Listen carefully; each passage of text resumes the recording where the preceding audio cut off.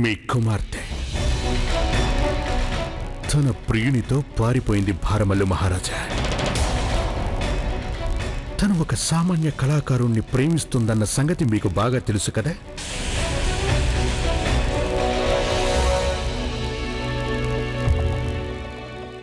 మీరు మాకు మామగారు, ఆమీరుకి మహారాజు.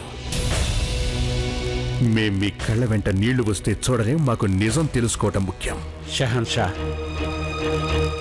నేను కలలో కూడా ఊహించలేదు నా కుమార్తె నాకు అవమానం కలిగే పని చేస్తుందని. అందుకని మీరు తనని ఉన్నట్టుండి ఆగ్రాకు పంపించారు కదా. మా సందేశం అందగానే పరుగున ఎందుకు వచ్చేశారు? ఈ సంబంధానికి వెనువెంటనే ఎందుకు ఒప్పుకున్నారు? ఎందుకంటే మీ కుమార్తె ఒక సాధారణ కళాకారుణ్ణి ప్రేమిస్తుందని మీకు బాగా తెలుసు కదా. అది మీ వంశ ప్రతిష్టకే భంగకరం. అది మీ వంశస్థులెవ్వరూ సహించలేరు. అందుకనే మీరు మీ చిన్న కూతుర్ని కూడా మా మొఘలాయులకి ఇచ్చి పెళ్లి చేయాలనుకున్నారు. ఎందుకంటే మీరు మీ సమస్యలకు పరిష్కారం మా అప్రతిష్టే అని భావించారు గనక. ఇప్పుడేం చెప్పంటారా? మీరు ఎప్పుడు కూడా మాకు మంచి సలహాలే ఇచ్చారు, అందుకే అడుగుతున్నా. ఈ నేరానికి మీకు ఎలాంటి శిక్ష విధించమంటారా?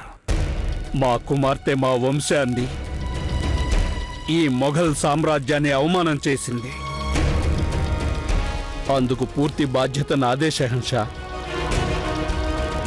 ఆ నేరానికి గాను మీరు నాకు ఏ శిక్ష విధించినా నేను సిద్ధంగా ఉన్నాను.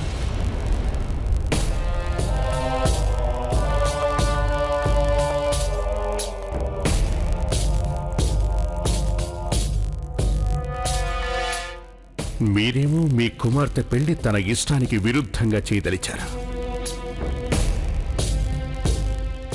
అది కూడా మా కుటుంబానికి కోడలిగా. ఇదే మీరు చేసిన నేరం.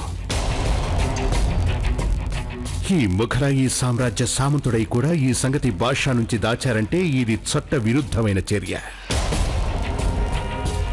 అందువల్ల మొఘలాయి చట్టం ప్రకారం మీకు శిక్ష పడుతుంది భారమల్లు మహారాజా.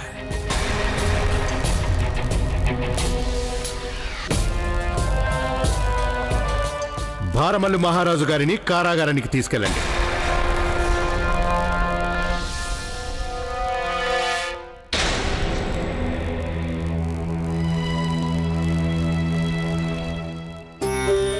భాయ్జాన్, మీరు ఇలా చేస్తున్నారేమిటి?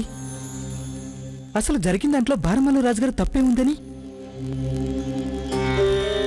కానీ వారు తమ నేరాన్ని అంగీకరించారు మిర్జా.